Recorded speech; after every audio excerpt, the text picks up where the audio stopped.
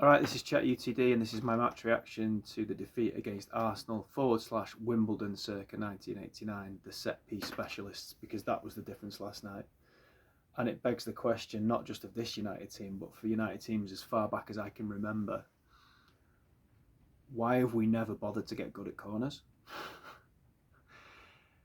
Back in the 90s when we were amazing, we were a brilliant team,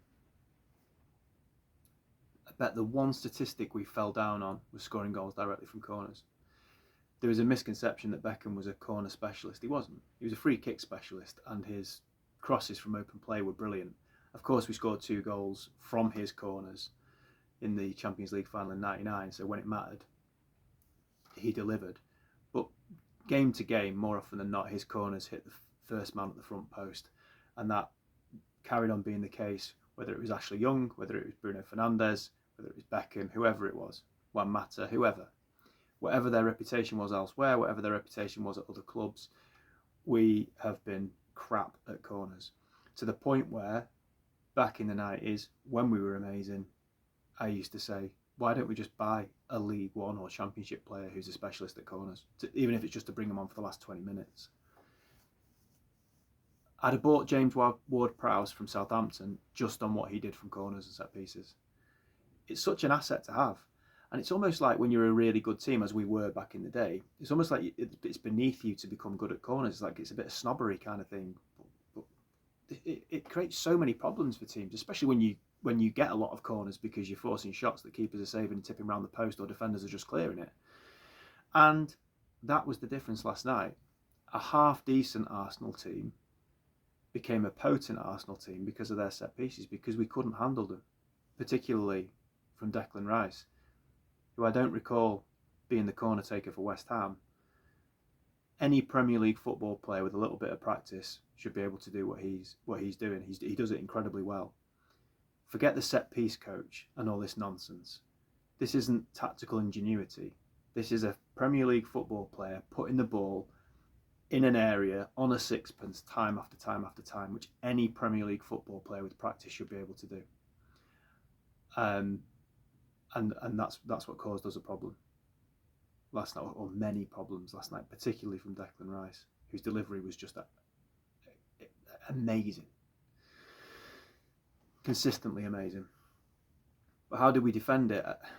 Not well, and I think that the tactics were strange. We went zonal marking, but the problems with that are Arsenal have got 6 or 7 players at the back post when the corner's being taken. We're going zonal marking. 2 issues. 1, they've got a run on you. They've got the momentum. It's like the cavalry charge. 2, there's no accountability. There's no responsibility that you get when you go man to man. There's no one saying, he's my man, he's your man, he's your man, and he's your man. There's none of that. And this team isn't intelligent enough to have the autonomy to go zonal. They need to know what they're doing. They need specific instructions. The great thing about being man to man is you touch tight, so when they're all at the back post ready to charge, they can't get that charge because you're on them. And secondly, as I say, there's that responsibility. So maybe I understand that to start with they've gone zonal, but once it was apparent when Partey nearly scored from the free header that he should have scored early doors, once that happened, especially maybe after the corner after that when there was another sort of scurry and then scramble, should I say, and they nearly scored then. It doesn't take a lot just to go to a plan B and say, right, we're going man for man. That doesn't need hours and hours on the training pitch. You just pick a man and stick with him. So I don't think we defended in a very common sense way, to be honest with you. If I was Arsenal for the rest of this season, I'd just attack down the left-hand side, play percentages and try and get as many corners as I could, because they'll score loads of goals from it. They scored 22 goals. I don't know if it's directly from corners or set pieces in general since the start of last season. Now, they'll get found out soon because it's not sophisticated. You know what they're going to do. But whilst they're not being found out now, I'll just go with that as a tactic. The problem also with the zonal thing was, so Timber scores the first goal and you're thinking, is that Højlund should be on him or should it be someone else? Not that you need to blame anybody, but I think accountability is important in football. He shouldn't be, at his size, he shouldn't be in there causing problems or scoring a goal, but the delivery is so good that if anyone gets anything on it, there's a chance of them scoring. Their main threat, Gabriel, wasn't playing last night. It just caused carnage. And the second goal for me is on Rashford. He's in the corner. Okay, he's a bit penned in, but for me, he's got 3 positive options he can take. He can clear it for a throw-in. He can kick it against the striker and get a throw-in for us. He can kick it against the striker and get a goal kick. There are 3 viable options which were completely possible to do. Instead, he tries to flick it up to clear it, and trying to do something fancy, trying to be clever, and it gives away a corner, which is the consistent problem all game came from us trying to defend corners, and he's given away a corner, which was highly avoidable. It's really dim. It shows such a lack of intelligence, and it's cost us the goal, and it's cost us the game, because at 1-0 we're in it. De Ligt has a brilliant header, a Vidic-like header, which the keeper makes a good save from. These fine margins, it could be 1-1. Plenty at 1-0 when Arsenal scored, plenty of time left at 1-0. We brought on quite a lot of attacking players, but at 2-0 the game completely changed. It was almost like it had gone to 4-0. They get their tails up, the crowd are up, they start playing Olay football. We're hanging on at 2-0, to be fair. The game's over, unfortunately. So, disappointing in that regard. Look at the general sort of performance and some individual performances. The first half, we were very compact. We stifled them. It's good to know that we can play that 3-4-3 and stifle a team as good, well, I'd say as good as Arsenal, as decent as Arsenal. The only threat they had in the first half was from set pieces, really, and when we maybe got a bit careless here or there. I think the players fought hard. If there was a mistake made or there's a ball ricocheting around in the box, you saw them really go and fight and throw themselves and put their bodies on the line, which is what you want to see to recover it. I think playing out from the back, I don't know if it's because I haven't seen it a lot from United and I'm not used to it, or maybe we're just not there yet. It still looks very wooden and fragmented. It looks nervy, because then when you see us do it well in snippets, you think that's what it should look like. And we did do it well in snippets. We played out from the press pretty well at times, but there was other times where we looked like it was a hot potato. So that's something that obviously we're working on. Individual performances, I was surprised to see Malacia play, and I thought he did really, really well. What we're seeing with Amorim is being true to his word. He's not just looking at the profile of players as in like their status, their personality. Are they going to be okay with being rested or dropped or whatever? He said, I need to rotate because of fatigue, and he's being true to that. So what's happening is we're seeing players that we might not expect to playing, and we're seeing players that we might expect to play sitting on the bench. And I didn't expect to see Malacia, but what that does for the kid is it gives him confidence, because it shows he trusts him. He's not just playing him against Bodo Glimt. He's not playing him against Nottingham Forest. He's playing him against Arsenal, against Saka. And I think for the most part he did very, very well. I think he came off at half time because he'd been booked, not because he wasn't playing well. And it's 45 minutes in his legs as well. So happy to see him get some time on the pitch, and maybe that he's starting to have a proper recovery from that, obviously that long-term injury that he's had. Maguire, not a fan of Maguire, but I thought he was brilliant last night. A real leader at the back. Did all the basic things very well. I thought he was decent on the ball. Real presence back there. As part of that rear guard action, I thought he was critical to it. He was good last night, especially as he hasn't played a lot. De Ligt, decent again. Garnacho was poor, quite erratic, snatching at things, almost trying too hard, I think, to some degree, trying to force things that were never really on. There was one very good cross with the outside of his right foot, but other than that, he offered very little. Rasmus didn't hold the ball up well. The ball didn't stick, didn't link the play. His movement was poor. I think he pressed pretty well. But in a game like that, you need an out. You need an outlet. The team needs some respite. And he never looked capable, as I say, of holding the ball up, linking the play, and his movement wasn't great. He's got to be better than that. And I thought he was pretty poor last night. I think the game plan probably was, let's get to 60 minutes, 65 minutes at 0-0, and then we'll go for it and bring on the more attack-minded players or fresher players and the more pace maybe. And we didn't get to do that because we conceded before then. Again, you've got to give Amorim his due. He was very positively reactive. He didn't wait. 3 subs, was it? Bang. Well, he made a sub at half time. 3 subs straight after the goal was conceded. Bang. Trying to go and get something from the game. Aggressive.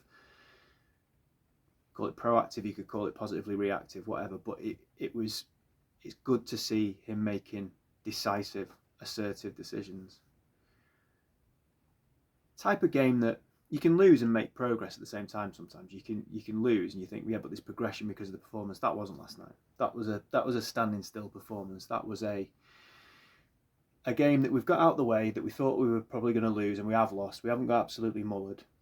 We can learn a few lessons from it. You talk about set pieces and whatnot. He's probably, again, looking at certain players and thinking, not sure about you. Yes, you've done yourself a favour. He's probably got a bit of learning from all that. But it felt very much like, got beat, put it to the confines of history, and let's move on to Notts Forest. And unfortunately, given where United are at the moment, Notts Forest is a more level playing field in terms of the opposition, and we can assess ourselves more accurately against a team like that. I'm not saying we're going to win. I couldn't call it. It won't be an easy game. But we can more accurately assess ourselves in a game like that. And we've got certainly more chance of winning. And again, I think he'll rotate again. One thing I really like about Amorim, when you look at him in the technical area, is that he's always on it. He's always giving instructions. He's ushering the team forward. He's ushering the team back. He's giving direct instructions to players. He's animated. This team needs that. They need to be coached. They haven't got the intelligence to go through the game without that. They need to be talked through the game, and that's what he's doing. I'm not a fan of managers who sit there in the dugout making notes and not saying anything. And Ten Hag too often was sat there in the dugout, or he was stood on the touchline not really saying anything. One thing that you can tell with Amorim is he's very confident in the messages he's trying to get across to his players. At the moment, those messages might not be being received or acted upon as he would like. Maybe they are, maybe they're not. That's not the point. The point is he's very confident at delivering those messages. He's confident in himself as a coach. And he puts himself in that front and centre position where he's like, I think he forgets anything else is around him, and he's in it. And I love that. I really, really like that. I want a manager like that. Animated, gives clear instructions. He's passionate on the sideline. We need that. And I like it. I think as well, and I hope that he's the type of person that will hold players accountable. And he said, I think it was before we'd even played a game, as long as players are displaying the right type of behaviours, I'll have their back. He mentioned it with Luke Shaw. Before the game, he was asked about Luke Shaw, and he said, I've seen him at the gym, I've seen him lose weight, I've seen him doing his rehab conscientiously, I've seen him at the physio, and if he continues to show those behaviours, we'll have his back, we'll continue to support him. It's a thread with Amorim. I think that's what he's like. He wants positive intent from players, and if they don't get the result that we want, he'll have their back still because they've showed positive intent. If they're not showing that positive intent, let's hope he's got the autonomy then to get rid. Now, Shaw's a bit of a different animal. I mean, Shaw is a very talented player who's been injured on and off for the best part of 10 years. It's not going to happen for the lad.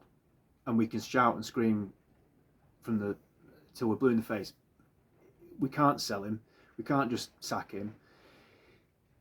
The idiot Glazers gave him a 3-year contract, 4 or 5-year contract, whatever it was. He's got 3 years left of it before Ineos turned up.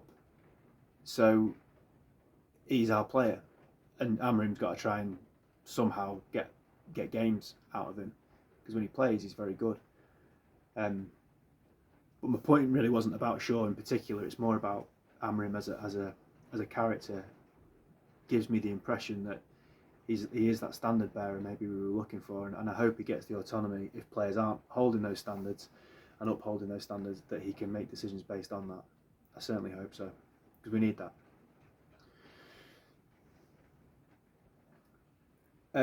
to end on a positive, and an acknowledgement of the viewers of my channel. So the last video, there was 36 views, which I'm well chuffed with. And you might think, 36 views, like why are you mentioning that? It's all relative. It's the most views I've had on a video in a year and a half of doing the channel, and I think, without looking, I think the previous video to that had something like 7 or 8 views, which is pretty standard. So it's like, it's 4 times the amount of viewers that I normally get. I don't know whether it's something in the title. I don't know if there's a bug in the YouTube system which is kidding me and hardly anyone watched it, but I'm getting a false reading or something like that.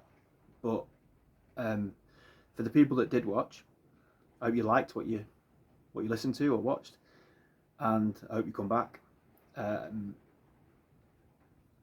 me, if one person takes time out of their day to watch one of my videos, I'm grateful for it. I don't do this for loads of views. Otherwise I'd have stopped ages ago. As you can see, I'm a man. Yeah, I'm a man with a couple of scarves in the background in my room. The most production that I do is I've got AirPods now, and I used to not have them. There's nothing fancy about it. It's just talking about United. And for 36 people, and as I say, it's all relative, to take time out of their day and watch that, and for me, I'm grateful for that. So thank you if you watch. Thank you to everyone that watches, to be honest with you. But that I was well happy with that. And I say this all the time and I never get a response. Please, if you have an idea or a suggestion or something that you want me to talk about, or a particular topic you want me to cover, or if you want to come on the channel, I'm not precious about it just being me. It would be far more interesting for people if there's a to and fro with people. Just get in touch, just put a comment, and I'm more than happy for it to evolve and change. And all I want to do is talk, in this instance, all I want to do is talk about United.